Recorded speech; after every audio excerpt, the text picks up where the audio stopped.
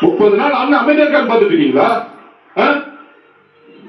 அந்த எண்ணத்துக்கு நான் பதில் சொல்றேன். நேற்று கோவை மாவட்டத்துல நம்மளோட சகோதரி மிகப்பெரிய பாலியல் பலாத்காரம் உட்படும் பொழுது தவறு நடந்துச்சு, எல்லாம் போராட்டம் பண்றாங்க. கோயம்புத்தூர்ல போராட்டம் பண்றாங்க. அதுக்கு உடனே திமுக ஆதரவாளர்கள் அந்த பொண்ணு ஏன் 11 மணிக்கு அங்க போச்சு? அறிவு இல்லையாடா திமுக காரங்க? அறிவு இல்ல. நீங்க எல்லாம் பெண் குழந்தைங்க பெற்றிருக்கீங்களா இல்லையா? உங்களுக்கு அறிவு இருக்கா இல்லையா? பெண்ணும் ஆணும் எங்க வேணாலும் போகணுங்கிற சுதந்திரம் இருக்கக்கூடிய தமிழ்நாடு தலைவர் போய் மாத்த வேண்டாம்.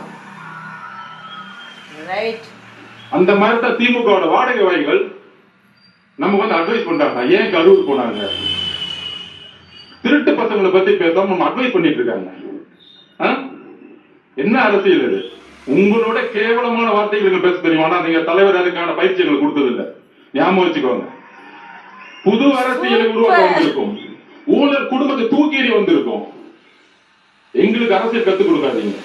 ஒட்டுமொத்த குடும்பமும் ஊழலை தவிர இன்னைக்கு எதுவுமே கிடையாது. என்ன எமோஷன்ஸ்?